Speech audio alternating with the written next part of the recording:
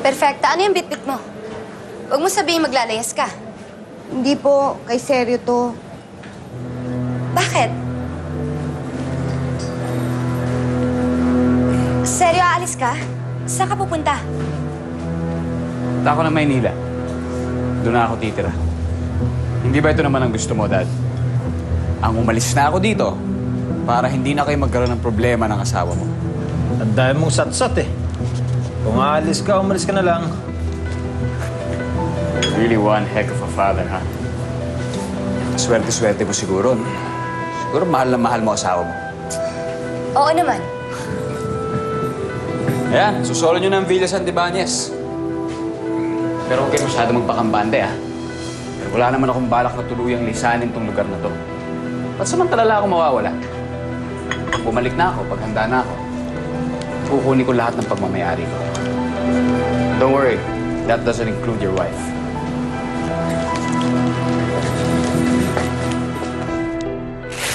Ka. Sabi ko sa'yo, okay pakiramdam ko eh. Ikaw lang to masyado nag-aalala. Gustavo, alam ko na mahina pa ang puso mo. Ay, siya nga pala, Jenny, yung mga gamot niya, kompleto pa ba? Yes, ma'am. Okay. Wala ka na bang alam gawin sa mundo Esperanza kundi bantayan at alagaan ako? Hindi naman siya nagko-complain ako, of course, ano? Pero sa araw-araw lang, lagi ka lang nakabantay sa akin eh. Pwede ba? Kasi, alam mo, nagigilty ako sa iyo eh. Minsan-minsan lumabas ka naman, maglibang ka naman. Lagi ka lang nasa loob ng bahay. Sino naman ang babantay sa'yo? Marimar! Marimar! Yoo! Asan ka? Ay, Pulgoso! Inosensya! Diyos mio! Ang layo naman ng bahay na to. Naglakad lang kami ni Inosensya. 7 pisong pambayad sa jeep, pinanghinayangan pa, pero napaka-cheap talaga nitong babaeng to. Nasa si Crosita. Si Inay nagbabantay sa kanya ngayon eh. Ano nangyari sa kanya? Marimar, pinainom ko naman ng gamot, kaya lang hindi pa rin bumababa yung lagnat niya eh. Lalo pa nga tumaas, Marimar, kailangan mo umuwi. Kailangan ka ng anak mo. Si Crosita? Si Belia. Bakit hindi niyo turuan si Belia na mag-asikaso sa mga gamot ko?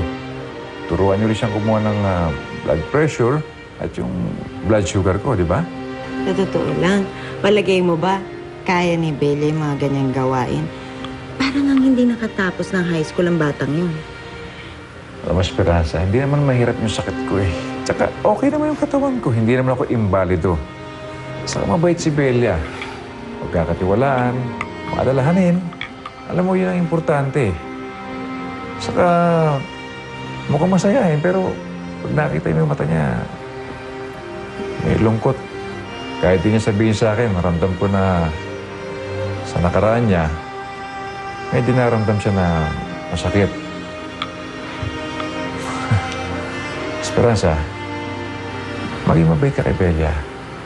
Huwag mo na siya masyadong utusan sa mga gawaing bahay. Huwag mo siyang pahirapan. Pwede ba? Huwag ka mag-alala, Gustavo. Hindi ko siya pahihirapan. I give you my word. Esperanza, gusto ko po sana Wait, dumatigap. Diyan mo nga ako ng ice water, please. Pero ma'am, kailangan ko po umalis. Ano, aalis ang aga-aga pa.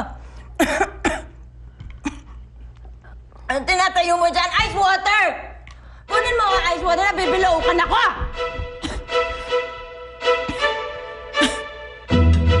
Bella! Ma'am, ito na po.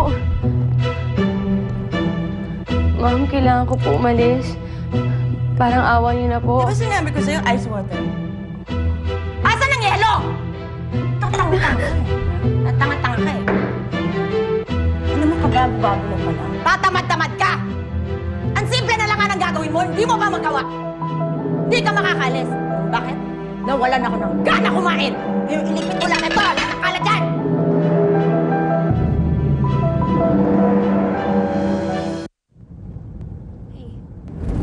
Mukhang malalim iniisip mo ah.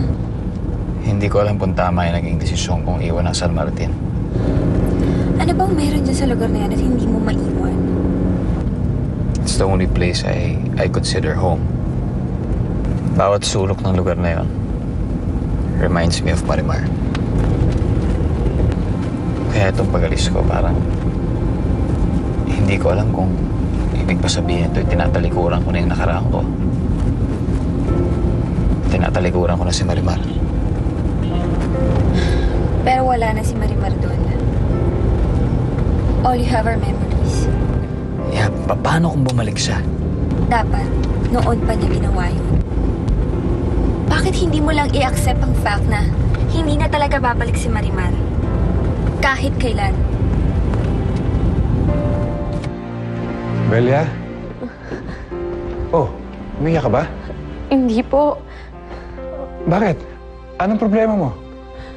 Senior, kailangan ko lang po talaga umuwi. Bakit? May sakit po kasi yung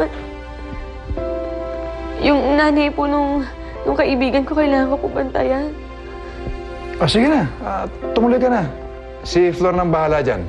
Sige na. Baka po kasi magaling si Mama Esperanza sa akin. Hindi na. Okay na, okay na. Mukhang importante talaga yung gagawin mo.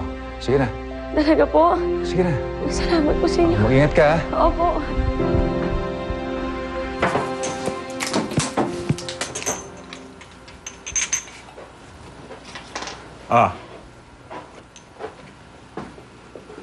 Ano bang dahilan at kailangan natin uminom? Hindi pa naman nag-uumpisa yung business natin, di ba? Well, I just feel like celebrating. What should we toast about? For our new partnership. Sana hindi ka nagsisi sa pagkuha sa akin bilang business partner. I'm lucky to have you, Seryo. Who knows? Baka hindi lagi na maging relasyon natin. Tanya!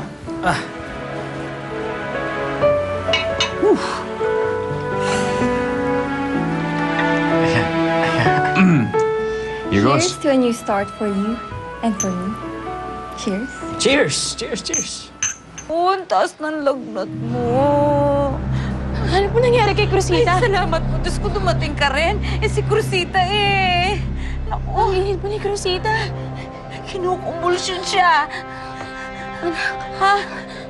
Bakit? Anong gagawin mo sa bata? Dadalhin ko po siya sa ospital. Ha? May pera ka ba, Marimar?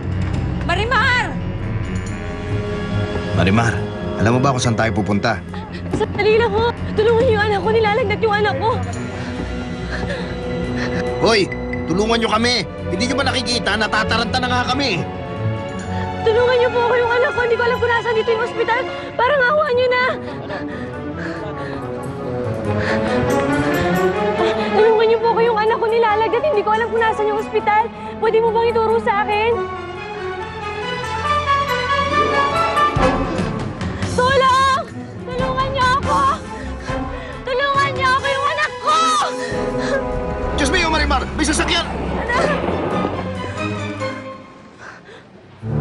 Bis, ano bang ginagawa mo sa gitna ng kalsada? Buti na kita masagasaan! Tulungan mo ko yung anak ko. Walang gustong tumulong sa akin. Ano nangyari sa anak mo? Kinukumbulsyon siya. Kailangan ko siyang dalhin sa ospital. Ganun ba? Sige, sumakay ka sa kotse ko. Ako na maghahatid sa ospital. Alam mo ba kung saan ang ospital? Hindi. Sige, ako na bahala. Anak.